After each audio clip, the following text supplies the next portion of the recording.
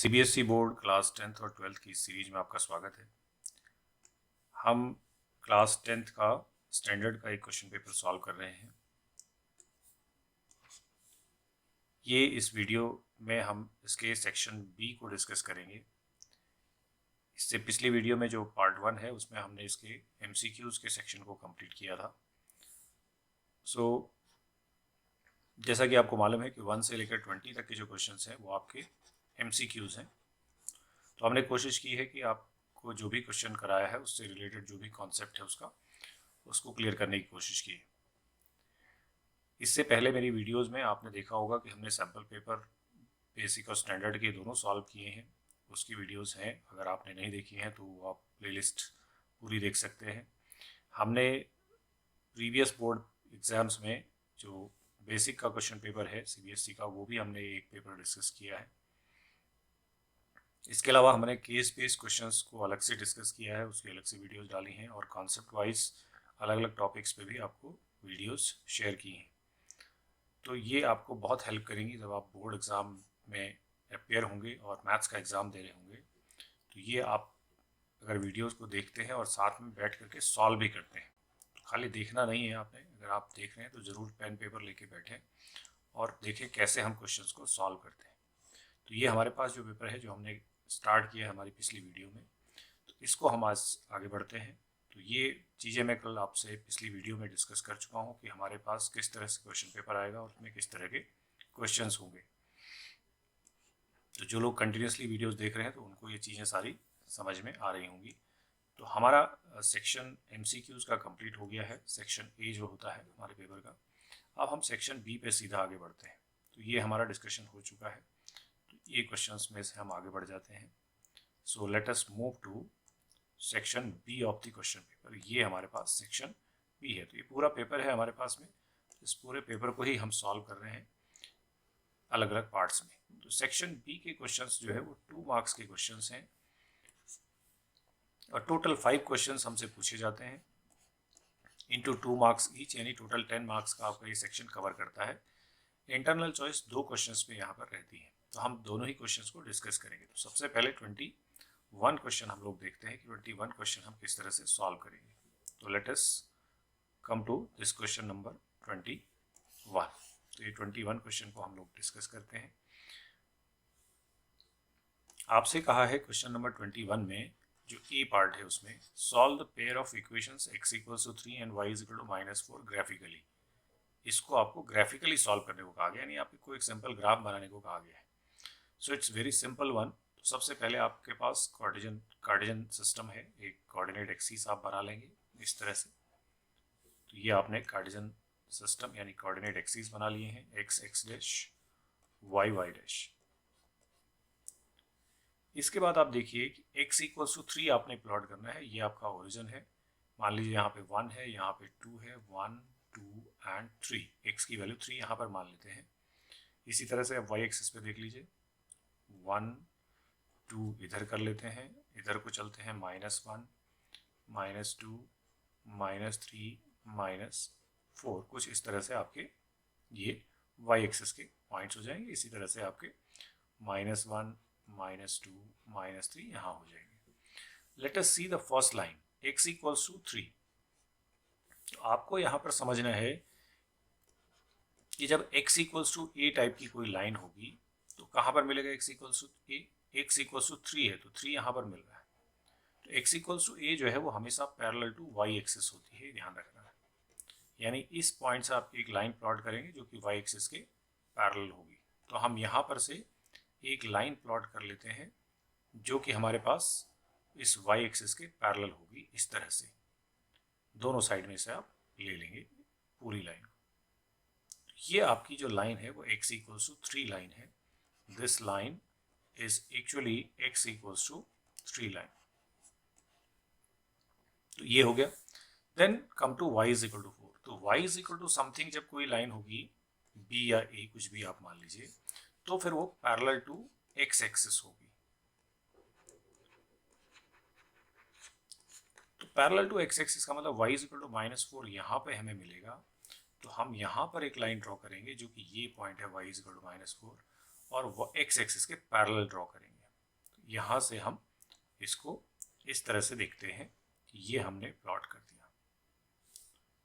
तो अब आप देखिए ध्यान से कि ये हमसे ग्राफिकली सॉल्व करने को कह रहा है, तो दोनों लाइंस किस पॉइंट पे आकर के इंटरसेक्ट करती हैं, you need to note that point, क्योंकि इस पूरी लाइन में आपको y की वैल्यू -4 ही मिलेगी, क्योंकि y से उतनी ही डिस्टेंस पर है।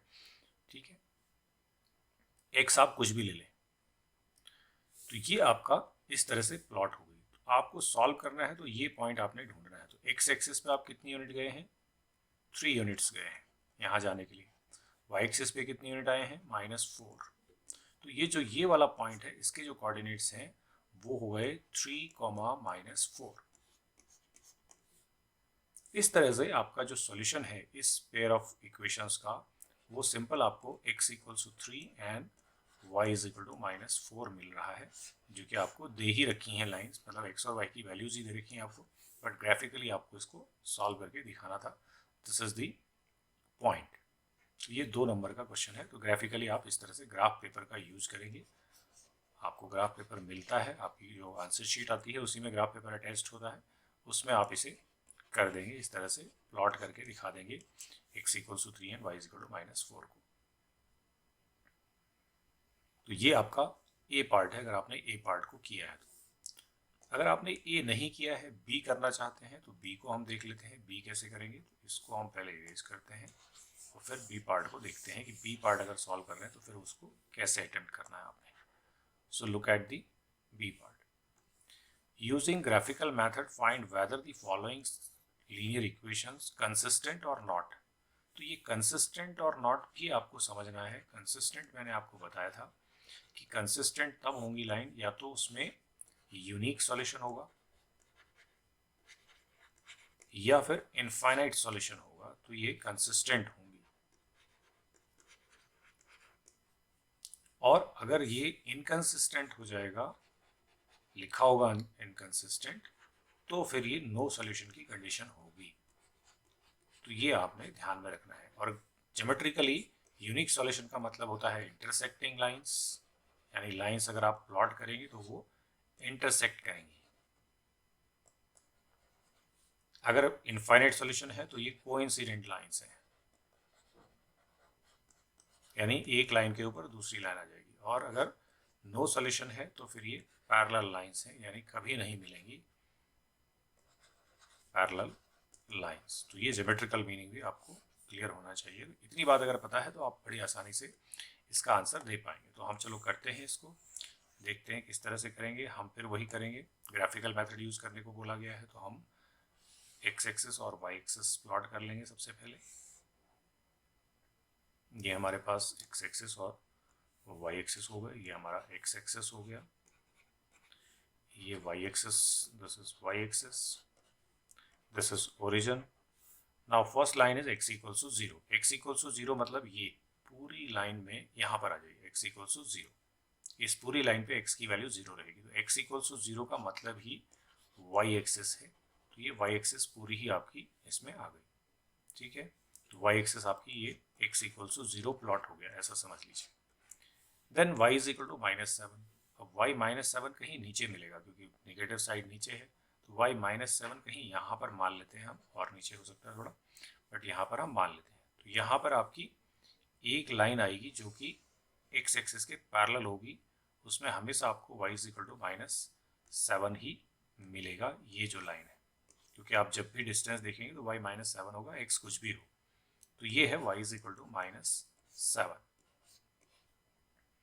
अब हमने ये बताना है कि ये जो ये x = 0 है वो ये लाइन है। अगर आप इसको दोबारा से ऐसे देखें तो ये मैं अगर इसको दिखाऊं आपको इस तरह से, ये देखिए, ये जो हमने y एक्सिस ड्रॉ किया हुआ है, यही एक्चुअली हमारा क्या है, वो लाइन है जो आपसे कही गई है प्लॉट करने को कि x = 0। तो ये x = 0 लाइन है, तो दोनों इंटरसेक्ट कर रहे हैं इस पॉइंट पे। ये पॉइंट जो आपको दिख रहा है, यहाँ पे इंटरसेक्शन हो गया इनका। यहाँ पे x की वैल्यू तो क्या है, 0 है, और y की वैल्यू क्या है, -7। तो -0, 7 पे ये इंटरसेक्ट कर रहे हैं। तो इंटरसेक्ट का मतलब है, अभी आपको बताया मैंने, इंटरसेक्टिंग लाइंस जब हम बोलेंगे तो ये कैसे हो जाएंगी? यूनिक सॉल्यूशन का केस हो जाएगा, यूनिक सॉल्यूशन। और यूनिक सॉल्यूशन का मतलब है कैसा? कंसिस्टेंट। कंसिस्टेंट, कंसिस्टेंट मतलब जहाँ यूनिक सॉल्यूशन या फिर, तो ये वाला हमारा कंसिस्टेंट है। ये हमने ग्राफिकली इस तरह से बना करके बताना है। तो ये भी आपका ग्राफिकल मेथड का ही क्वेश्चन है, 2 मार्क्स का क्वेश्चन है। सिंपल आपको ग्राफ बता के बता देना है। ओके, चलिए आगे बढ़ते हैं। 2 क्वेश्चन हमारे ये हो गए discuss. Let us move to question number 22। तो क्वेश्चन नंबर 22 अगर आप देखें तो आपके पास फिगर है, तो फिगर में ही उसको देखने समझने की कोशिश करते हैं। In the given figure X Z, ये देखिए एक्स जेड ये है, is parallel to B C, तो ये पैरेलल है। A Z is equal to 3, A Z यहाँ पे 3 है, जेड सी आपका 2 है, बी एम 3 है, बी एम 3 है, और एम सी जो है वो आपका 5 है। Find the length of X Y, X Y की लेंथ आपसे पूछी है। यहाँ से यहाँ तक की जो लेंथ है एक्स वाई कितनी होगी, ये आपसे पूछ रहा है इसमें। ये आपका इस तरह का क्वेश्चन है। X Z is parallel to, ये है आपके पास, तो आप ट्रायंगल्स की सिमिलरिटी का कॉन्सेप्ट यूज करेंगे इसमें। तो ये दोनों लाइंस आपस में पैरेलल हैं, तो यहाँ से आप रेशियोज कुछ बना लेंगे। तो 2 चीज़ें आप कर सकते हैं यहाँ पे। सबसे पहले तो आप ये देखें कि ये तो 3/2 है, यानी जो ये ए जेड, यानी यहाँ पे आपको लिखना है X Z is parallel to B C. जैसे ही X Z parallel to B C है, तो आपको पहली चीज़ तो ये मिल जाती है कि ये जो A Z upon Z C दिया हुआ है, this is equal to A X upon X B, ये सेम ही होगा जो कि 3/2 है, यानी यहाँ भी 3 होगा, यहाँ ये 2 होगा, सेम रेशियो में डिवाइड करता है। बीपीटी हमने पढ़ रखी।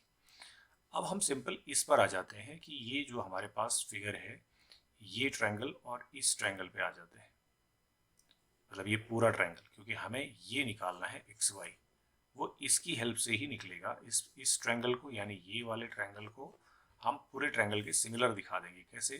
क्योंकि ये एंगल और ये एंगल है करस्पॉन्डिंग एंगल, तो इनको हम लिख देंगे कि ये इक्वल है। जैसे ये एंगल अगर मैं 1 कर दूं तो ये 2, 1 और 2 इक्वल हो गए।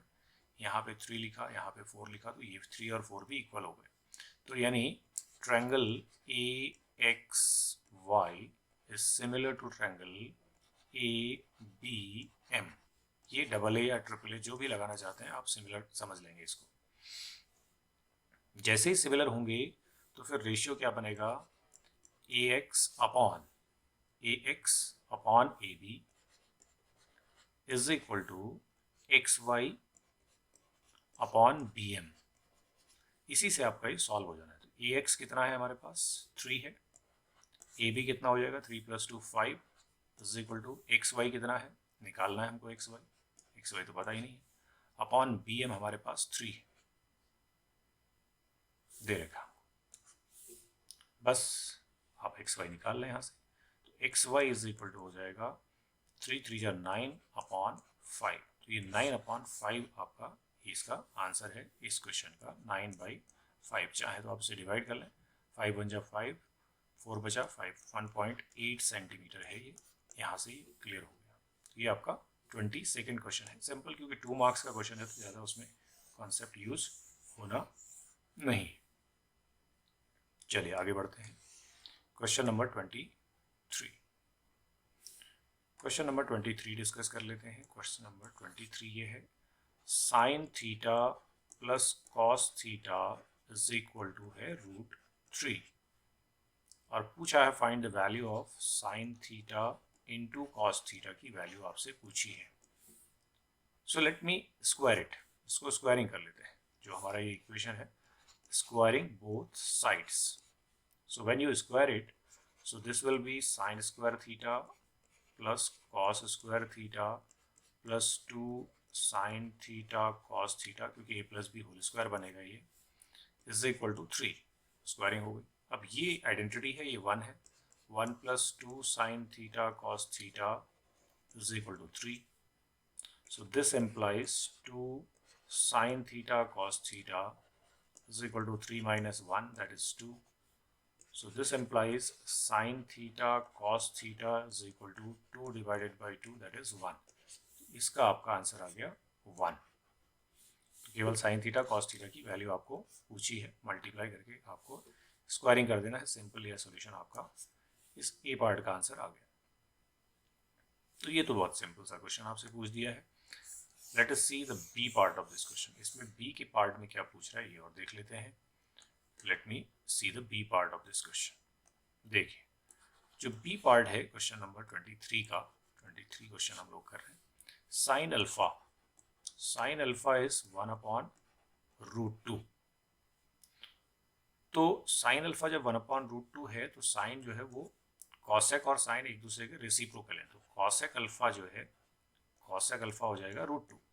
क्यों? क्योंकि साइन अल्फा को ही हम 1/कॉसेक अल्फा लिखेंगे और 1/√2 लिखेंगे और सिंप्लीफाई करेंगे तो ये आ जाएगा कॉसेक अल्फा √2। एक तो हमें कॉसेक अल्फा चाहिए, ठीक है। दूसरा हमें दिया है cot beta. Cot beta is equal to √3। तो अब यहाँ से आपको कॉसेक बीटा की वैल्यू चाहिए। या तो आप आइडेंटिटी यूज करना जानते हैं, मतलब अगर मैं इसको स्क्वायरिंग कर दूं तो ये cot square beta is equal to 3 हो जाएगा। और एक आइडेंटिटी आपने पढ़ी हुई है cosec square beta minus cot square beta is equal to 1। एक आइडेंटिटी है cosec square theta minus cot square theta is equal to 1। तीन आइडेंटिटीज मैं आपको पहले भी बता चुका हूँ। सेक स्क्वायर थीटा एक है आपकी sec square theta minus tan square theta is equal to 1। एक है आपकी sine square theta plus cos square theta is equal to 1। ये तीन आइडेंटिटीज हैं जिनका यूज आपके क्वेश्चंस में होता है। तो यहाँ पे cosec square theta minus cot square theta 1 होता है, sec square theta minus tan square theta 1 होता है और sine square theta plus cos square theta भी 1 होता है। तो यहाँ पे आपके कॉट स्क्वायर अगर है तो आप कॉसेक स्क्वायर निकाल सकते हैं। तो इस आइडेंटिटी का यूज करेंगे तो आपको cosec square beta is equal to होगा 1 प्लस कॉट स्क्वायर बीटा। और कॉट स्क्वायर बीटा 3 है तो ये 1 प्लस 3 हो गया यानी 4 हो गया। इसका मतलब कॉसेक बीटा जो है आपके पास 2 आने वाला है। तो यहाँ पे आप ऐड कर देंगे वैल्यूज को। ये आपका √2 है कॉसेक अल्फा, तो cosec alpha plus cosec beta is equal to, cosec alpha की वैल्यू है √2 और कॉसेक बीटा की वैल्यू है 2। तो ये ऐसे आ जाएगा, ठीक है। ज़्यादा से ज़्यादा अगर आप और डिटेल में, इतना भी वैसे सफिशिएंट है। अगर आप ये लिखना चाहते हैं भैया यहाँ पर आपने रूट निकाला तो ये +-2 हो जाएगा। तो यहाँ पे और √2 +-2 ऐसा भी लिख सकते हैं। तो ये इस तरह से आपका ये हो जाएगा। ये आपका क्वेश्चन नंबर 23 का बी पार्ट सॉल्व हो गया। चलिए आगे बढ़ते हैं, क्वेश्चन नंबर 24 देखते हैं। 24 में क्या पूछा गया। Let us come to question number 24. Find the greatest number which divides 85 and 72, leaving remainders 1 and 2 respectively. ऐसा सबसे बड़ा नंबर आपने बताना है जो अगर इनको डिवाइड करे तो हमें रिमाइंडर मिले 1 and 2, ठीक है।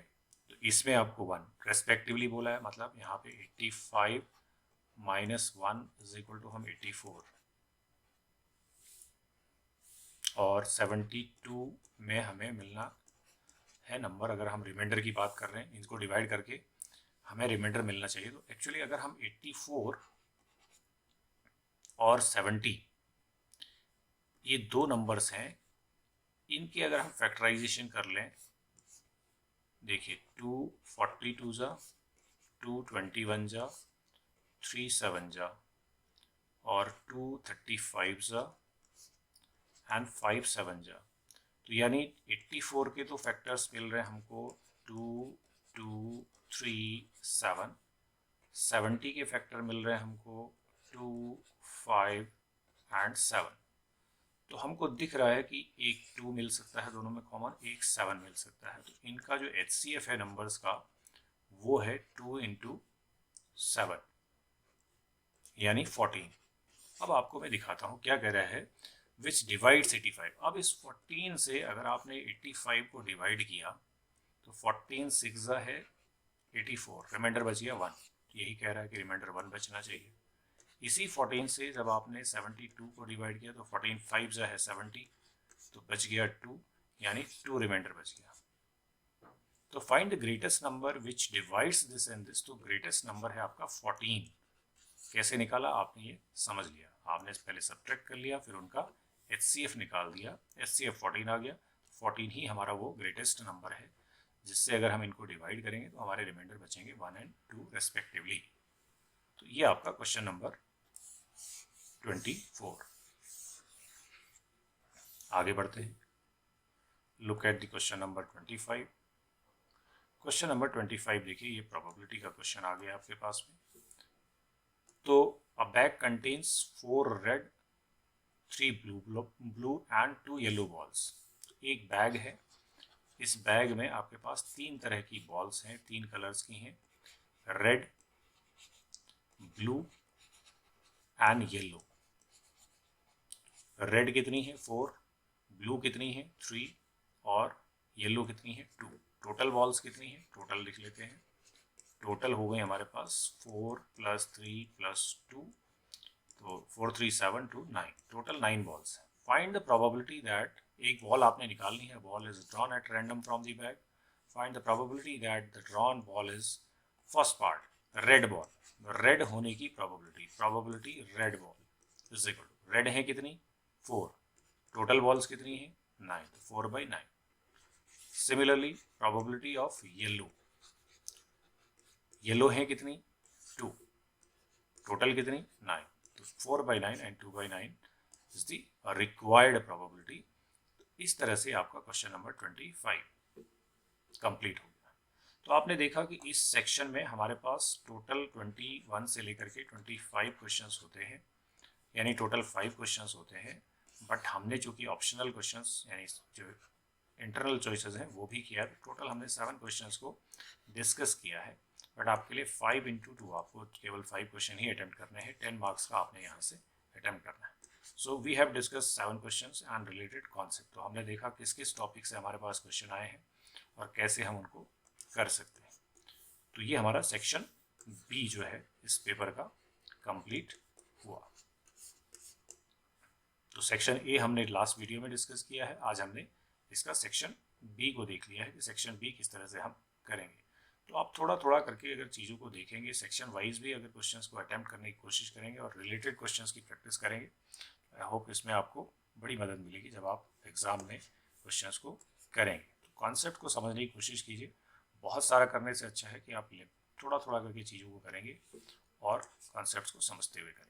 तो मिलते हैं नेक्स्ट वीडियो में सेक्शन सी के साथ में। सेक्शन सी में जिसमें कि 6 क्वेश्चंस होते हैं और +2 क्वेश्चंस हमारे उसमें इंटरनल चॉइसेस के होंगे, तो टोटल 8 क्वेश्चंस हम सेक्शन सी के नेक्स्ट वीडियो में डिस्कस करेंगे। तो मिलते हैं नेक्स्ट वीडियो में, तब तक के लिए नमस्कार।